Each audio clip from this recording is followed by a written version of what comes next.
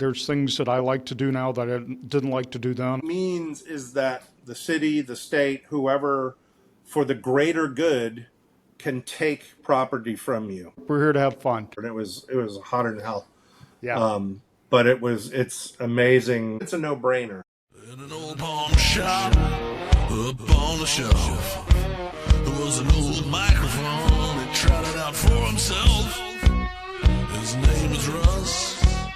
He bought that mic, and now he's got a podcast show.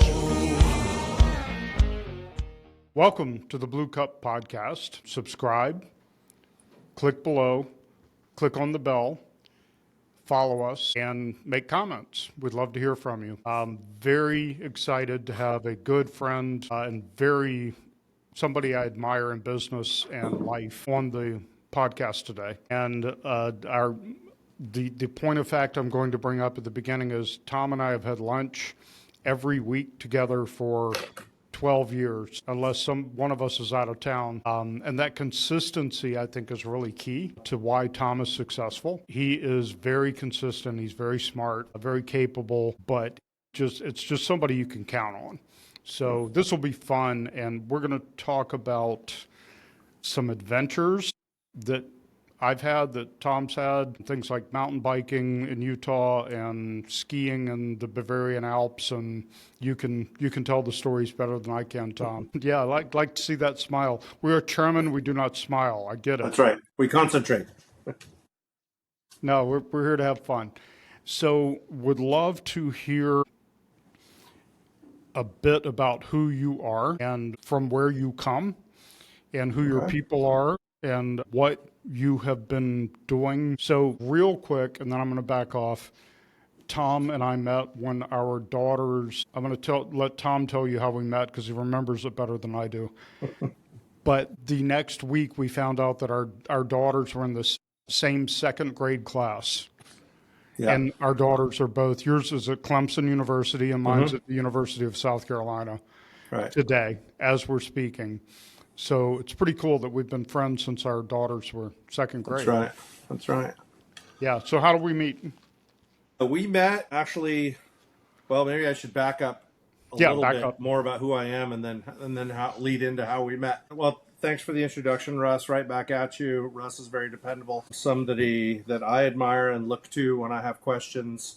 He's done so many different types of deals from so many different ways that he's always a good sounding board when I come up against an issue I'm not sure how to deal with. I am originally from Southern California, Laguna Beach, a little town between San Diego and Los Angeles. Lots going on in real estate there, but I have nothing to do with that. That part of the country is just a little bit too expensive for my taste. I'm truly kind of a hybrid. Russ said I'm German. I'm born and raised in the U.S., but my mother is German. My father is American. I spent a lot of time as a kid, summers in Europe, visiting family and friends, and that led to me studying international business management and German in California and in San Luis Obispo, Cal Poly, San Luis Obispo. Just before I finished college, I actually went to Germany and did a one-year internship. When I came back, graduated. There was not a lot of good stuff going on in the U.S. in 1990, so I went back to Germany actually to look for a job, move in with my German girlfriend, and ended up, instead of the planned 2 to 3 years, spending 23 years in Germany. Yeah, not 2 or 3, 23. 23, yeah. Right. Two or three kids, 2 or 3 wives, 2 or 3 jobs during that time. No, I have 3 daughters from 2 marriages, all born in Germany. Oldest daughter still lives, she lives in Innsbruck, Austria. Just finished her master's in psychology, is doing an MBA and working for a consulting firm there. And my 2 younger daughters from my current marriage, they moved to the States with us. The one was just going into first grade and the other one was going into third grade. And now they're both at Clemson, as Russ mentioned. So that was 13 years ago in 2012. During my entire time in Germany, I was in the pharmaceutical industry. It just so happened that when I was looking for jobs over there, the companies that made me good offers were both in the pharmaceutical industry, and I ended up accepting a job with Pfizer and working my way through the ranks at that company, and then a French company, then a Japanese company, heading up marketing and sales in Europe, and later being a country manager for Germany, Austria, and Switzerland for a Scottish company, actually. I love hearing your stories about driving on the Autobahn.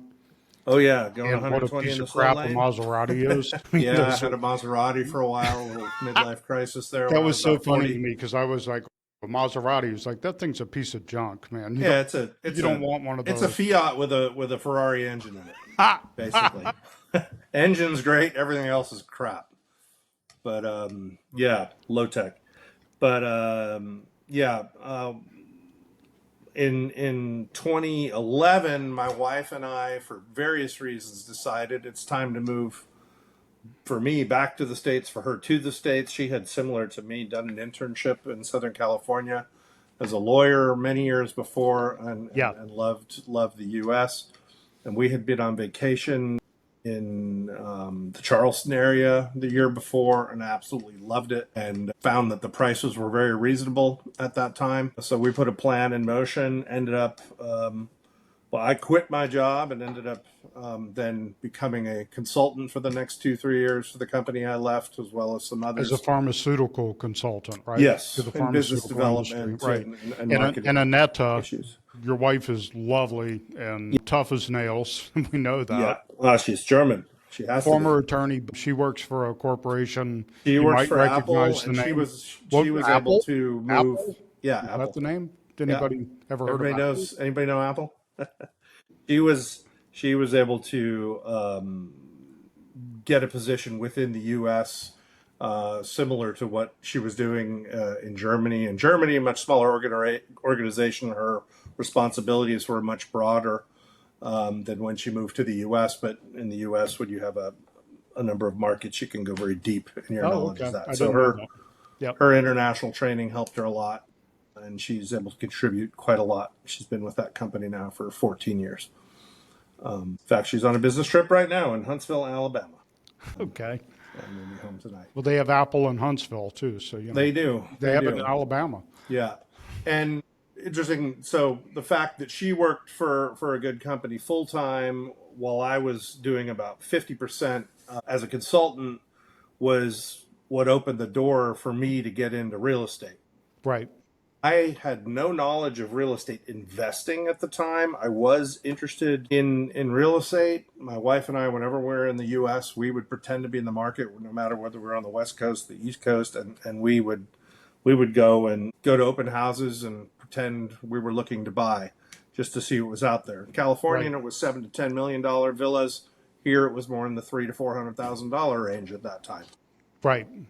And I knew I wanted to do something in real estate, and actually signed up for an agency class to become an agent, but I wasn't 100% sure if that really fit my skill set and what I wanted to do with my life. And one day I heard on the radio an advertisement for a 2-hour free meeting to go to learn about real estate investing from some guy who used to play football for the Chicago Bears. Yeah. And ended up starting a big company called Fortune Builders. Yeah, Thad Merrill, right? Thad Merrill, that's right. So my wife and I went to that meeting. I actually met Kurt, one of our investor buddies, at that meeting for the first time. And that led to a 3-day meeting for a couple $100 to go see how they do it, get more in depth, walk through some houses that are being flipped. And that ultimately led then to the decision. At some point, they want to know, are you going to be part of this or not? Where's your money? Let's go. And I did it, and I never looked back. I was very, very glad I did it. It was good to have a structure like that. Now, joining a huge company like that maybe isn't for everybody, but there are so many different types of mentors, sizes of mentors. And I would definitely recommend to anybody starting out to, it's worth whatever you're doing. So when I do this, Ryan tags things. Okay. That's a gold nugget. Nugget, yeah. I mean, why make all the mistakes yourself and waste time and money doing it?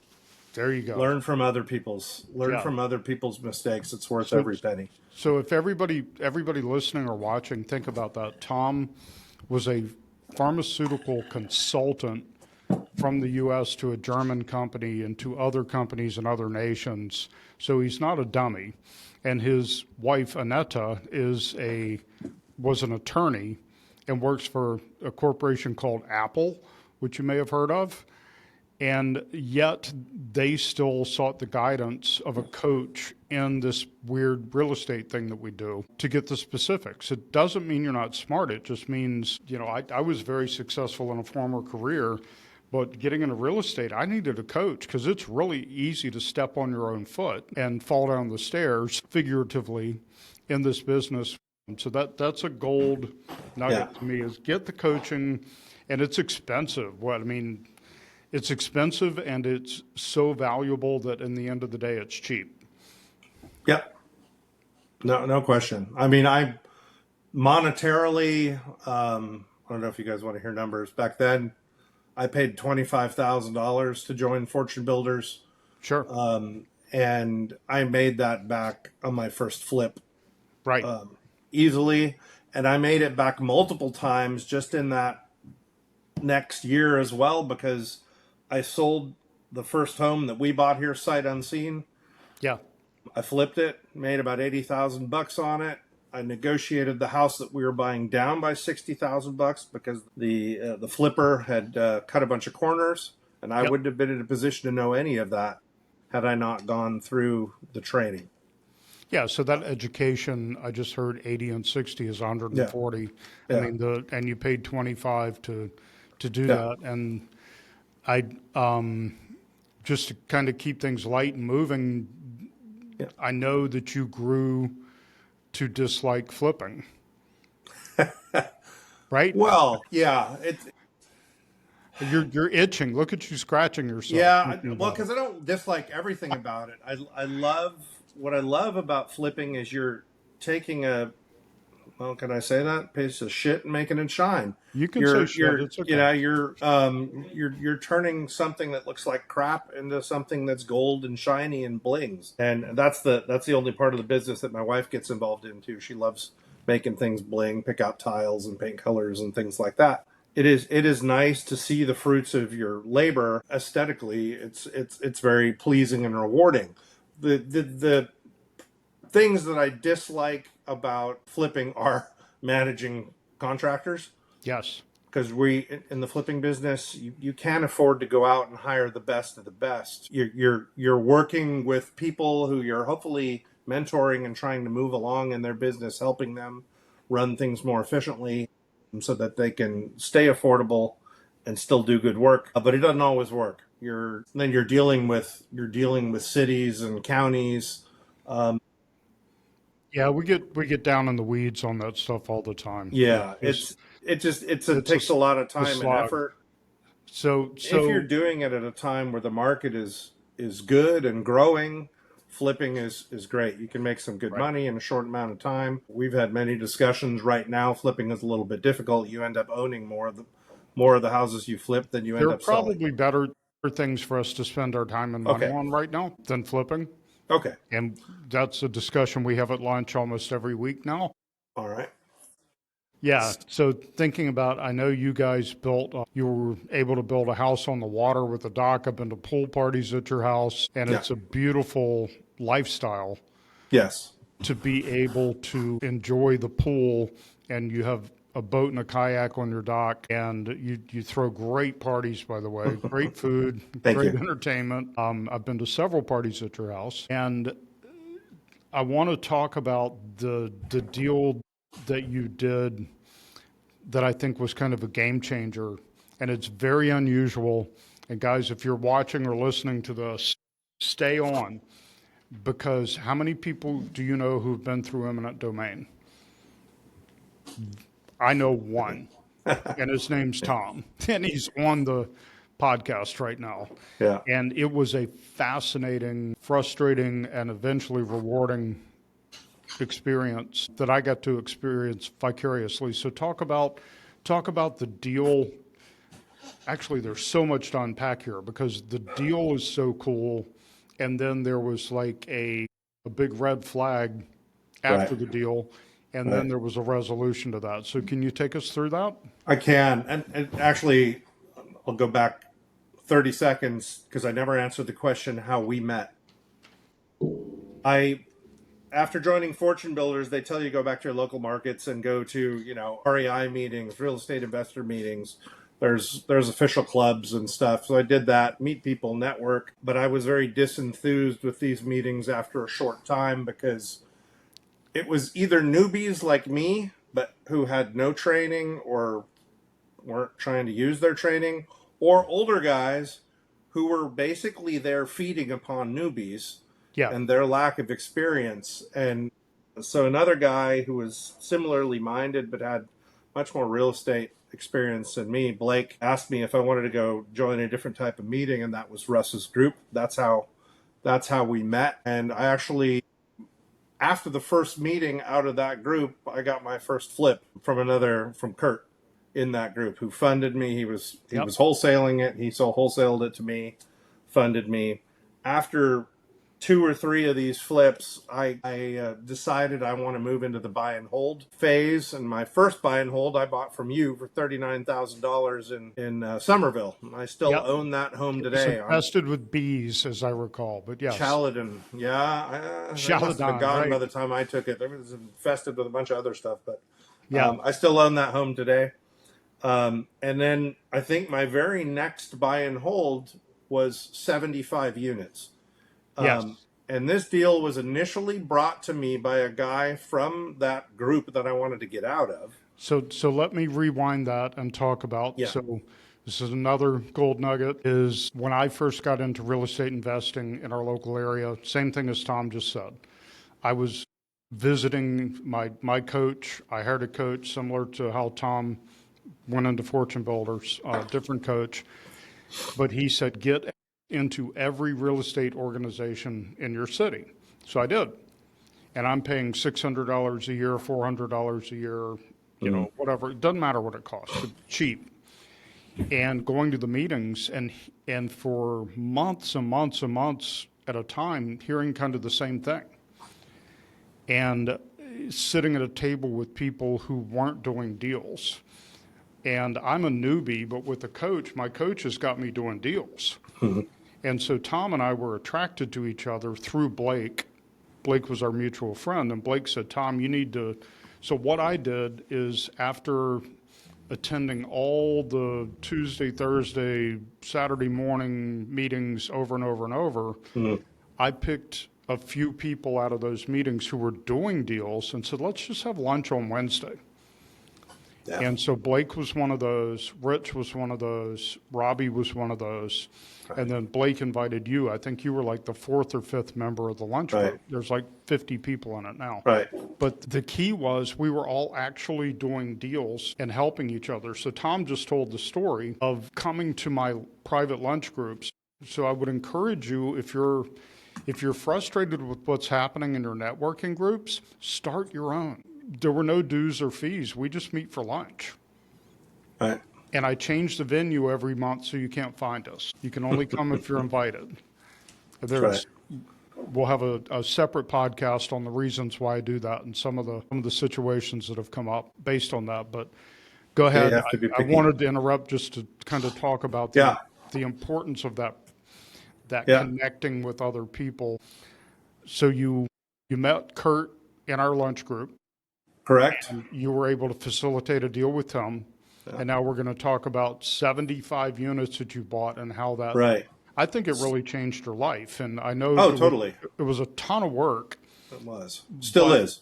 But you did the work and it's really changed your life. Yeah, it has. So, this deal was brought to me by a guy who turns out didn't have the deal. He was looking for money to do the deal himself. And by speaking with Robbie, who I also met in the group, who later became my first property manager for those 75 units, we were able to figure out who really had the deal, and that was Dusty. Dusty is also now a member of the group through that deal. And Dusty is super experienced and has contributed so many things like the whole trust network and stuff that most of us work with. But Dusty and a partner of his had found an 80-year-old gentleman who had amassed a certain number of properties in North Charleston over the years, just stepping into people's mortgages and things like that. And only about 35 of these 75 units were actually livable at the time, but they negotiated a price of $750,000 for 75 units. So including their finder's fee, let's call it, I paid $11,600 per unit. Right. They're probably on average worth about $200,000 today. This right. is exactly 10 years ago, August 15th, 2015. Really? Okay. When I closed on these. So they brought me this deal. I went through it, seat of my pants. I did due diligence as best as I could, as you can on that many. I only probably got into 20 of the 75 units. I knew it was going to be a mixed bag. After I decided to go ahead and do it, we happened to be selling our house in Germany. That gave me the down payment and the funds I needed for my first tier of renovations. About 2 weeks in, I'm out in California at my 30th anniversary, high school reunion, and I get an email stating that you are losing 3 lots to eminent domain. We're going to build a train track through them and build a 30-foot high sound wall. The 3 lots doesn't sound like a lot, but that was 25 or 1/3 of the units. 25 units on 3 lots. So there. One was a 12-plex. Then I had another like huge swath of land that had duplexes, triplexes, single-family homes, everything you can imagine on it. And so explain eminent domain. What does that mean? So what eminent domain means is that the city, the state, whoever, for the greater good, can take property from you. They do have to compensate you for it, but how much they're going to compensate you depends on what you've done with it. Yes. And I was, of course, freaking out, thinking, oh, that jerk, he must have known about this. This can't have come overnight. He sold this to me to get out of this and stuff. And when I got back to town and I met with the group, it was Dusty again who said, well, hang on a minute. He goes, this could be the best thing that ever happened to you. Long story short, he suggested an attorney. I'm trying to remember whether that's the one I actually went with. I spoke with a couple of specialized attorneys in eminent domain and basically figured out that in order for the property to be any value, for you to get money for them, they need to be rented out. You need to be getting, otherwise you're just going to get a couple bucks for the land and the vacant property, and most of these were vacant. Right. So I ditched my entire plan of which houses I was going to renovate in which order and focused all my efforts on those 3 lots to make sure they were rented out, fixed up. I had butts and seats for the time, for the discussions, and basically through that attorney drug that out as long as I needed to get all this work completed. So after 2 years, we were finally able to negotiate. I got more for those 25 units than I had paid for all 75. Right. So yeah, and I remember at lunch every week. I mean, this was you were so stressed. Yeah, and I don't blame you. I would have been too. There were a lot of You were sleepless so nights. stressed, like this is so complicated. It's so difficult. This sucks that this happened. This is not what I was anticipating. Yeah. And having somebody like Dusty, and you guys who watch this podcast or listen to the podcast, you're going to meet Dusty because he's a key player for us in our lives. Really is, yeah. And I love Dusty's confidence, even though he was involved in selling it to you and he could have been embarrassed, like, he had caused you a problem. He didn't know about it. You didn't know about it. And so his encouragement was, this could be the best thing that ever happened to you. Well, and even before we closed, after we had negotiated the deal, he backpedaled and asked if I wanted to partner with him on it. He goes, I'm not so sure I should have given this away. So, but no, he knew it was a gold coin. Yeah. So anyway, with that, I don't want to get too in the weeds. Maybe you've talked about 1031 exchanges on the podcast before. Yeah, we don't want to get real technical about how that works. But the 1033 exchange, it means you have 3 years in which you can reinvest the money you get without paying capital gains. Yeah, But very then simple terms. A 1031 exchange, you can exchange like for like property and avoid a tax burden or kick the can down the road. You don't avoid it, you just kick Right. it down the road. And what's a 1033? So the major difference is that in a 1031 exchange, you only have 6 months, 180 days between the sale of the one property and the purchase of the next. Right. And on a 1033, you have 3 years. Okay. Because they're forcing you to give something That's up. good They have to information. give you more time. Okay.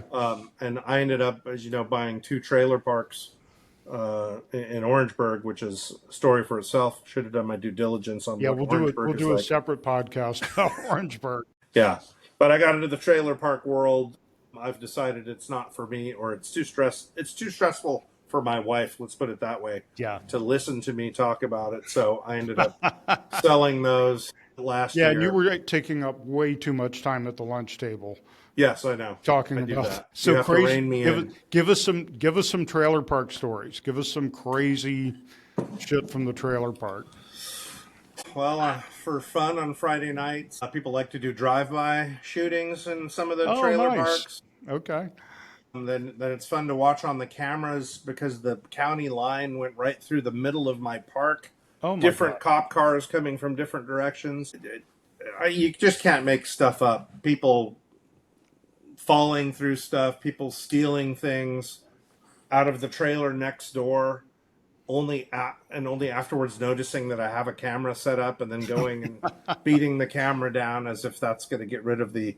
Oh my God. It's crazy. I have learned to just shake my head and move on. I've had people burn down trailers. I've had people steal the metal siding off of trailers. I'm glad to be out of that. Yeah, you've sold those properties since. Yeah, I sold those properties since, and also made some money on that after holding them for 5 years. I think I made about $600,000, which is good. Which I've invested in my next phase of business, which is the short-term rentals. Yeah.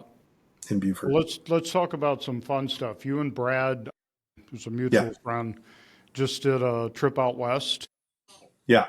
Tell us about mountain biking in California, Utah, whatever it was you did. Yeah, so like I said, I'm from Laguna Beach. We flew out west. My wife couldn't join me this time, so I decided to make a guy's trip out of it. And I had other friends who were flying out to Colorado for a concert at Red Rocks, which was kind of a bucket list of mine. So we put a pin on that date and kind of worked backwards 2 weeks and started in California, hung out with friends of mine, saw my dad, but we had fun. We played golf, we went to bars, body surfed, went to the Whiskey A Go-Go. Brad's a musician. His dream was to go there and then eat at the Rainbow, a bar next door where hard rockers like to hang out. Then we went on from there to Las Vegas again to stay with some good friends of mine, go boating out on Lake Mead, seeing the Hoover Dam from a different perspective. And then really began the part of the trip where a lot of new things for me were too. Up until that point, it was all knowns for me. Yeah, so Brad's showed us some things off the beaten path, which were just amazing, where you drive 30 miles off a dirt road and end up at just this point with a cavernous view of Canyonlands and Colorado River off in the distance, and it's beautiful. Yeah. From there, we started working our way towards Vail, and Vail is a place I've been many times in the winter skiing, but never seen it in the summer, and it felt almost like home, like in the Austrian Alps, which is where I've spent most of my time skiing at the time I lived in Germany. And because Vail Village is Austrian, basically, for lack of a better term. They've taken Austrian names, Austrian dishes, German beers, and turned it into a really high-class resort. When you're walking through the town in the summer with the flowers and the window dressing everywhere, it really feels like. Speaking of Aspen? No, Vail. Oh, in Vail. I'm sorry. I got lost for a minute. Yeah. So in Vail, it's a very European experience. Yes, very European feel, at least in the village. I know there's different parts, but not at Lion's Head, but in the village. It feels very Austrian. The names of the hotels and restaurants are all Germanic, and it's very beautiful with the creek running through it. Just people on bikes and different things everywhere. And Brad is good at meeting people. Within a half hour, he had got us free. I wanted to bike up the mountain. He's a lazy bastard. He got us free tickets for the lift to get us up the mountain. I love it. But I made him go much higher anyway. We had a blast. We rented a couple e-mountain bikes and spent 4 or 5 hours cruising around up there, and it was awesome. Beautiful, beautiful scenery and a good time. And what happens with your business and your investments at home while Annetta's traveling for work? I mean, she's not here working the business. No, she doesn't take care of, other than cosmetic additions to the business, how things should look, how we design properties that we Airbnb. She's not in the day-to-day at all. That's all me. She's not in operations of the business. She's not in the operation. So luckily I didn't have any flips going on during this time, but as far as my Airbnbs and my daily business, I was able to, manage that around it, either because I have systems in place that allow me to do that, which is the case for the short-term rentals. Yeah. And for everybody else, if it wasn't urgent, I pushed it back 2 weeks. And for everything that was urgent, you can take calls, you can make calls, spending hours in the car. Doesn't matter whether you're sitting at a cafe with a beer in front of you and looking at the mountains. You can still do your business from on the road. And that's just, that freedom is one of the big reasons I got into this. Yes, absolutely. One of my favorite ridiculous sayings is, the great thing about 2025 is you can work from anywhere, and the terrible thing is you can work from anywhere. So you can't really completely escape it, but I mean, you have systems in place, you have people doing what they do. Right. So is it fair to say that an hour or two per day is enough to... Definitely to keep things going and keep things moving. Yes. So it's not enough to start new business and things like that. Right. Yeah. So when you or I are mountain biking in Moab, it's not like we've abandoned our business entirely. No. It's just that there's no requirement to be in a specific place at a specific time because of the way the investments in the business are structured. Yeah. And for most of the business partners we're dealing with, be it property management, be it agents, be it whatever, unless you're, trying to get something closed that day, unless your house is on fire, it's all stuff that can wait an hour or two until you're in a better place to have that conversation.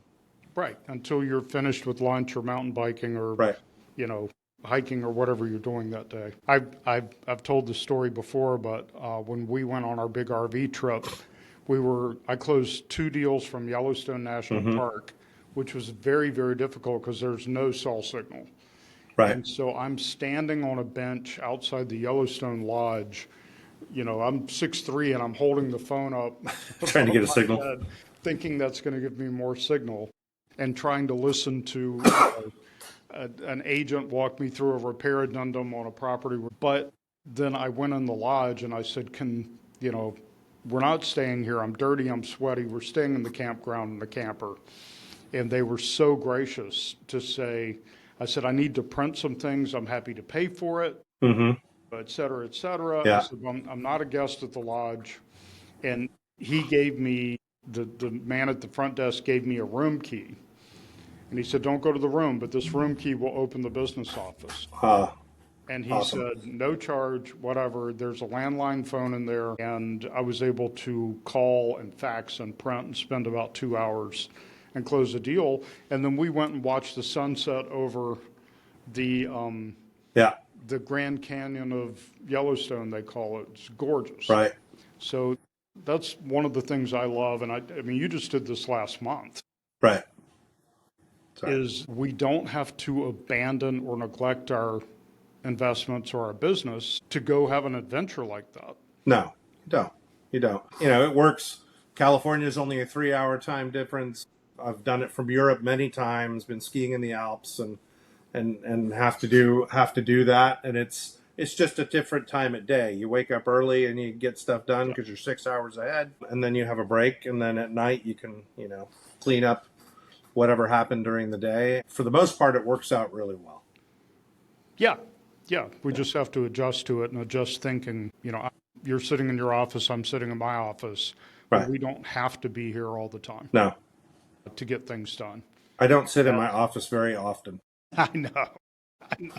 I wouldn't either if I had a pool and a dock like you do. I'd be out in the pool or out on the dock or traveling like we do. Right. So the 75 units we went through, I feel like we did it together, even though I just was listening. Right. But you went through eminent domain. You got a pretty good payday from that after a lot of, stress and work. Right. And then the mobile home parks, for those of you not from South Carolina, Orangeburg is an interesting area. We'll just leave it at that. Yeah. So you told us some stories about drive-by shootings, and I have not heard of people stealing the metal siding off of a mobile home. That's probably a first for me. So there's that. And now you are pretty deep into the Airbnb space, right? Yeah. So I still have about 50 properties, 50 doors, put it that way.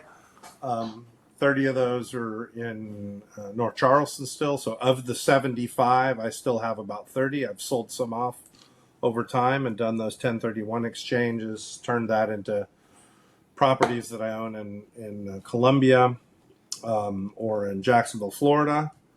And then 3 years ago, my wife and I decided we wanted to look at the Airbnb side of things, short-term rental side of things, and started investing in Beaufort, which is an hour and a half south of here. You know it very well since you're from that area. Quaint little town, quaint little waterside town between Charleston and Savannah that just has a lot of charm, a slower pace than here. And so I'll be spending Saturday and Sunday in Beaufort. My parents live there. I have a lot of friends there. Right. It's a beautiful little town, very small town. It is. And then you have Port Royal, which is not right next to Port Royal is wonderful. Charm. And it's all about 15 minutes apart. So how many short-term rentals? I have 4 short-term rentals down there, 2 historic downtown Beaufort properties, which, as you can imagine, were a much heavier lift in terms of the renovation of these, not just because more work had to be done. They had not been lived in. The main house had not been lived in 30 years. It was an art gallery and frame shop. And the ADU has never been lived in. It was a concrete floored bunker, basically, that they had lathes mounted and things to woodworking tools. And so I was able to renovate the first one in about 6 months. The second one took over a year. Yes. Those are both up and running. You have to deal with things like historic review boards when you renovate historic properties, and that, I can tell you, is a pain. Yes. But I was something you just have to plan for. But you just said it. So. Yeah. And nonetheless, you hit things that you don't plan for. Like, and you can tell me if that's too much in the weeds, but if you remember, I hit a point then where I was ready to rent it, and then I was told, you can't rent or sell it for 2 years, because I signed a little piece of paper to get around using an overly expensive contractor. I said, I'll do the work myself. And they said, well, here, then sign this. But I didn't read the fine print, and nobody told me about it, that said if you do it yourself, you can't rent or sell the property for a minimum of 2 years. And since renting that property out was the mainstay of my business, I then started looking for attorneys who could help me get out of this mess after the county would not help. Right. They said, you have to deal with Columbia now, and it's a state thing. And but $4,000 later, I was able to reverse that mess and start. I lost, I want to say, 3 months in the process. Then we purchased one in Port Royal and another one in Beaufort, kind of on the border. And the homes they target different audiences in such that Beaufort is more either young families with children or older couples coming to town either for weddings or because they want to live in a place that they stayed many years ago in Beaufort.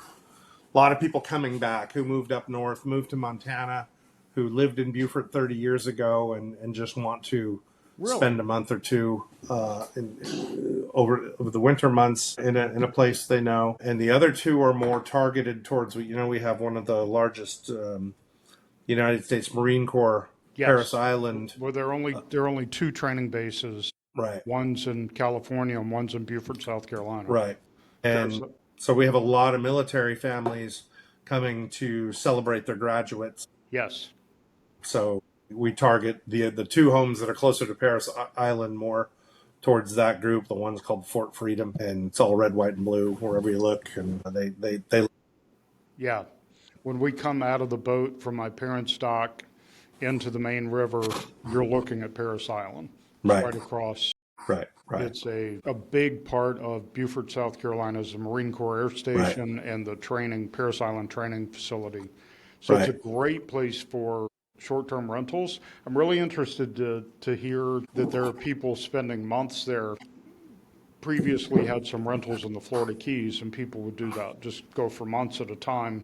When Lake Huron was frozen over, they would spend 2 or 3 months in the Florida Keys. So I didn't know that about Beaufort. That makes a lot of sense. I don't know how many people there are. I'm trying to capitalize on that market because there is definitely a season in this part of the country, and it starts in the middle of April and it shuts down in October basically. So in terms of short-term rentals. See, and to me, I would rather be in the Low Country in November. And December than any other time of year. Right. And it's funny that people stop coming. To me, it's funny. It's like November is so the my two favorite properties month that are closer to Paris Island churns Marines out on a constant basis with the exception of like a 3-week break around Christmas and New Year's. Right. So that's pretty good, but especially for the downtown Beaufort properties, I have started marketing to snowbirds. And that's where I usually get these older couples who come down and spend 1, 2, or 3 months. Oh, that's I've rented one out now for 3 months and give them like a 30% discount, but it's still, I used to give a 50% discount. Wow. Just to have butts and seats, to have the bills paid, to have the mortgage taken care of. You have that consistency. To have some consistency over the winter months because the short-term rentals are few and far between. And, a couple weekends at $200 a night isn't gonna do it. So gotcha. I've turned to that. So one is taken care of. The other one has 1 month booked and then some weeks booked. We'll see. I'm playing with it. The one I've got booked, like I said, for 3 months now. The other one I'm looking at to see what weekly minimums instead of 2-night minimums will do, if that will get me some more. So it's still, I've only been doing it for 2.5 years now. So still learning. And I took over management of all of my properties away from property managers, which I used in the beginning. And that has been a big upside. And again, I paid somebody who knew what they were doing to show me how to manage this myself, set up systems and platforms so that everything goes into one area. It works 90% that way. Unfortunately, there are still technical glitches. So sometimes you have to chase. I just found out that I lost a potential reservation, because the booking.com reservation was not forwarded in time to my overriding platform. And I didn't find out about it until it was expired. Okay, so what's the lesson there? I mean, how do you change that in the future?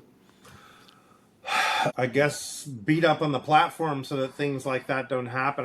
I mean, they warned us about it, so I don't even know if it's their glitch. That would mean, though, you'd have to go. I have a platform which allows me to look at Airbnb, VRBO, and Booking.com. All comes to my platform.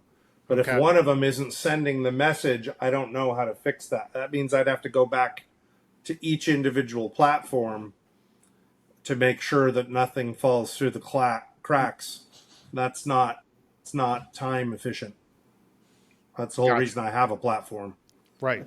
What's the point of the platform if it doesn't Right. function? So there, every once in a while, things happen that I guess are beyond control. The learning out of it is, and the platform has also made this possible. I'm moving towards direct bookings. I've set up my own website, and I'm collecting the information on everybody who's ever rented from me, and now I can communicate with them directly to try and have them book through me rather than through, let's say, Airbnb or VRBO in the future, and that saves them money Yes. because they pay about 15-17% depending on who they're booking through, Yeah. and I only charge 5. Right. So lessons, I mean, there's so many good lessons in this discussion. Both Tom and I paid a pretty significant amount of money for somebody to teach us how to get started in this, because it's not common knowledge. It's simple, but it's not easy. Right. And it's only simple if you understand how the process works. And then one of the things I love about Tom is I can depend on him to consistently be there, be honest. And the network that we've formed together, I think, has been huge. Buying 75 units from Dusty and his partner, and then having the support to go through eminent domain, the whole story that you've told, going through and figuring out you really don't love and owning low-end mobile home parks. So you operated them for a while and then liquidated those. And now I had heard you talk about the drama with the renovations in Beaufort in the historic properties. When I got to see them, when I came with you and visited them, they're gorgeous. Yeah. And I could not even tell. I mean, you told the story as we walked through, but looking at them, I would never have known that there was a struggle of turning it from a wood shop and a frame store into these beautiful Airbnb residences. Yeah, they're that, and that's kind of what I like about the flipping component. You're changing something, and you see that. Now it's the Airbnb is not a fire and forget. It means you have to keep it beautiful. So that's why I go down to Beaufort every couple of weeks. But it's okay because I like Beaufort. If it were in Columbia or Orangeburg, I wouldn't like to do it. Yeah. So choose your markets wisely. Also, if you plan on being boots on the ground. Well, and you haven't mentioned this, and I hope you don't mind if I mention it, but I know the Beaufort Water Festival is a lot of fun, and you guys go from Charleston, where we live, by boat to the Beaufort Water Festival, enjoy the music, enjoy the food, and then you have your own Airbnb that you own as a reservation. So that's a pretty cool. Yeah, it's great for us and friends. My daughters love to use them. They go down and stay there on break whenever they get a chance. Or my daughter, Mila, will go and stay there with three or four nights with friends for her birthday, things like that. So there's a lot of pluses. I always hate that I'm losing revenue during that time, but I'm glad to be able to offer that to them. Right. You have the luxury of that. Yeah. So what do you think is next for you? So what I'm looking at right now is not necessarily buying more property, but looking at my properties and deciding which ones to divest so that I can let that money work for me in different ways. Also, for the most part, real estate related, investing in real estate debt funds, promissory note investments, maybe companies who work in, buying and improving storage facilities, or, there's so many different avenues to this. But again, due diligence is the key. Who are you going to invest with? What is it they work in? What kind of partners do they use? Have they used them many, many times over because they've performed? How do they mitigate their risk? Because there's no such thing as a risk-free investment. No. Yeah. No, there's more risk and less risk, but there's never zero. That's right. So I think that's kind of my key focus. Is I'm now, my wife and I are now empty nesters as of last week. Yes. So we've now bought an RV. It's actually sitting out in front of my house. I went and picked it up this morning, trying to get it ready for our trip. Both of our girls are at the same university at Clemson. There's a big game this weekend, so we're parking the RV up there for the whole football season, and are going to be going up for multiple games. And I'll be going up during the week, maybe you want to come one time, do some hiking and mountain biking up there, play some golf. All you have to do is Work ask. on my daughter's cars, whatever needs to be done. I have that flexibility. It doesn't matter whether I'm here or whether I'm there. We just need somebody to feed the animals while we're gone. Right. And I lost my train of thought, as so often happens. Yeah. But- so motorhome, going to Clemson, football season. Oh yeah. You asked, what's next? What's next? It's a different phase of life. So I'd like to spend less time chasing contractors. I had to yell and cuss one out yesterday who hasn't been performing for months. Threatened him with a lawsuit. I'm tired of that. Same thing with property managers. Right. Yeah. You love and hate property managers. A job you don't want to do yourself once you get over a certain number of properties. Or Oh yeah, I had to call one today. I get it. Or depending on where the properties are, you don't want to be there at all. Right. When the sun goes down. So and you certainly don't grateful want them to know you're the owner. They aren't working just for you. You're always having to fight for their time. Yeah. And I would like to make my life less dependent upon such people. So that's why I'm not going to sell everything and divest everything, but if I can identify those things which are performing less good than others and turn that into money that works for us in a different way, that's what I'm looking to do. Well, and you have your license now. Yeah. I sold, what did I sell, an 8-unit apartment building for you a few years ago? Yes. Is that what that was? 8 units? And then, I'm trying to remember. Actually, that one. Yeah, that was a 12 unit of only 12 units. which 6 12 were units. only livable. That's right. Yeah. Those were part of the 75 that I bought Yes. back then. Yeah, Right. and they were some of the worst of the 75. So Right.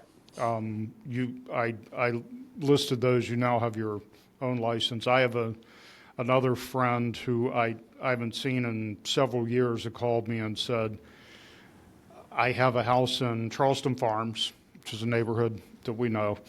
And he said, I've mentioned to 3 people that I want to sell it, and all 3 of them gave me your name. Right. And I was like, that's what I'm talking about. Yeah. That's awesome. That's what I'm looking for. I haven't done nearly as much with my license as you have, but I got it for different reasons. Sure. I got my license so that I didn't have to pay you when I sell stuff. Right. No, I understand, and I completely. And beyond that, I've become kind of the agent for Mount Pleasant-based Germans. So I do deals for friends, buying and selling houses. Well, the German community, the German kind of. part helps. Yes. Yeah, because Well, I can explain, especially from people living in Germany, what the difference is in the purchase, in what houses have here as opposed to in Europe, what they don't have, and things. I love that you found that. I mean, that's such a small part of your life. It's a little You niche, found that yeah. little niche where, you understand Germany, you understand Mount Pleasant because you live there and you live here. Right. And I never expected to use my license like I do. People bring things to me, and I love helping, and the commissions don't hurt my feelings. Right. So, When the market's constantly changing, you need these different platforms so you can pivot.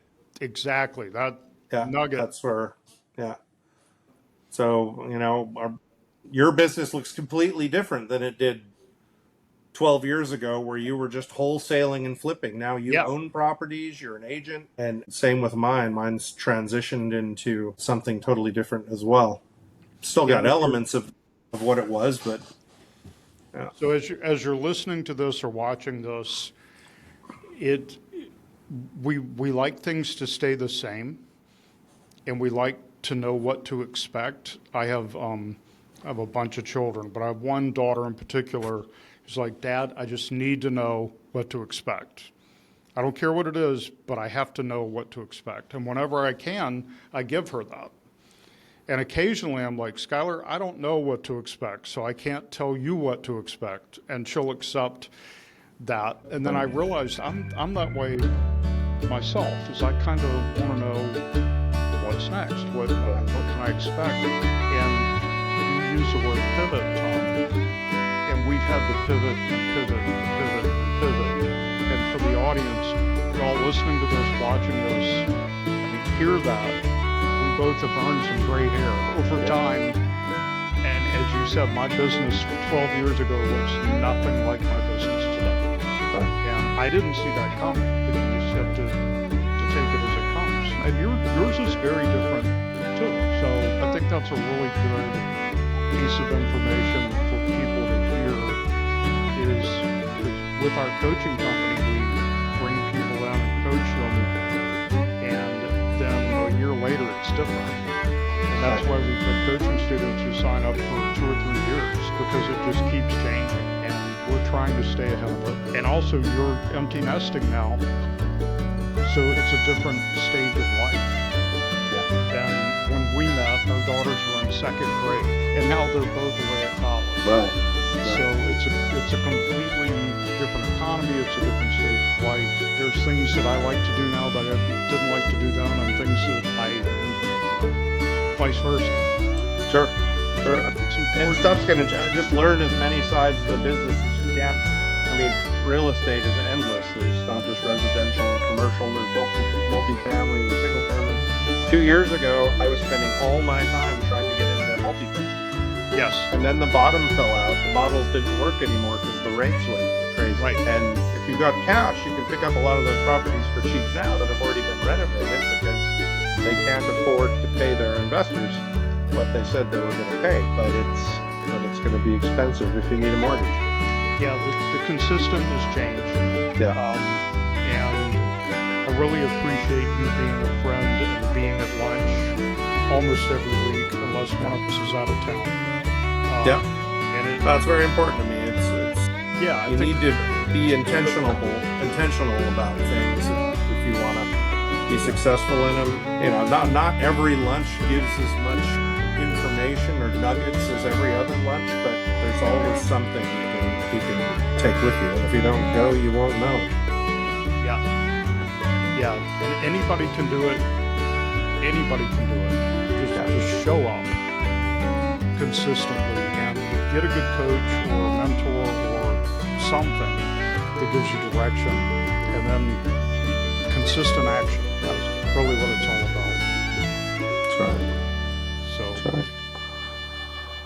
well, I appreciate it, and I want to talk about one more thing. Okay. And this is anybody who likes to travel and or ski. Tom shared something very interesting to lunch. It's probably 2 or 3 years ago now, where my family, we do snow skiing trips. When my back can hold up to it, we'll go snow skiing. Same here. Skiing in Colorado, Utah. Big mountains, beautiful snow, and Tom came to lunch after having been, where did you go? Was it Breckenridge? Or? Not Utah. Oh, in Utah, okay. Yeah. And came to lunch and was kind of disgusted, like, yeah, it was nice, it was wonderful, but it was so expensive compared to skiing in Bavaria, in the Alps. Yeah. And you worked out that you could fly to Europe and ski for the week and fly. Yeah, I mean, we've known it for years because my wife's side of the family is German, because I've lived there. We have a lot of German friends. We have, over the years, we would spend Christmas in Germany with family, and then we would add on our Austrian ski vacation right there. So the flight is already paid for and everything. Then it's a no-brainer, because you're already there. You've got a rental car, and basically your lift rates are a third of what they are here. Yeah, like I remember being in Steamboat, Colorado. Yep. And I had just had shoulder surgery, so I was not skiing. My wife and my daughters were skiing. I was drinking. But it was cold outside, and I had my old snowboard pants on. Yeah. And I reached into my pocket, and I pulled out my last lift ticket from Austria. And the entire week, 5 days of skiing, cost less than 1 day at Steamboat. Which just, just amazes me. And I mean, now I think You brought up Aspen before. It's almost $300 a day, $260 a day for a lift ticket at Aspen. Yeah. It's crazy. So when we went to Alta this year, Alta, Utah, we skied for 5 days, and I just put together a quick and dirty spreadsheet. But basically, you can fly to Europe, fly into Munich, rent a car, drive 2 hours to the Austrian Alps, live in a 4 or 5 star hotel with 3 meals a day, and ski, and you'll have the best wellness. Americans don't know how to do wellness. Europeans are much better at it. That you'll ever have, and it won't cost you a dime more than if you go ski in Colorado or Utah for a week. Yeah. You'll have some jet lag, yes. You might need to get 7 days of skiing in. You're gonna have to be gone 9 days because of the flight times and stuff like that. Right. But it's so much more of an amazing experience being in the Alps than it is here. If you're not just there to ski. If you want some ambiance around it after a ski and things like that, it's definitely Well, at my stage of life, I can ski 2 days in a row, then I need a day off. Then you need a break. I cannot ski 3 days in a row. I made it 4 this year. Ooh, not me. But I had to get injections in my back 2 on, beforehand. 1 off, 2 on, 1 off, fly home. And we found the same thing, and again, kind of the beauty of the lifestyle that we create for ourselves is flying to Italy, Spain, France. We flew to Barcelona. The flight was about the same as a flight to California. Cost-wise, yeah. The lodgings were less expensive than in my hometown. Mm-hmm. And the food and entertainment and that kind of stuff was ridiculously inexpensive. Just a few euros, you get a great breakfast, a few euros, you get a great lunch, and a very reasonable price, get a good dinner. Right. So once you're there, and that's the other end of Europe, Right. but it's just amazing. You helped open my eyes to that I spent a lot more money in California on vacation than I did in Spain. Yeah, Brad and I would go get a breakfast burrito and a coffee, $60 Right. for 2 of us. My wife Beth and I went to California this summer, and I was like, I'm not even going to get coffee because I had coffee at the hotel room. Yeah.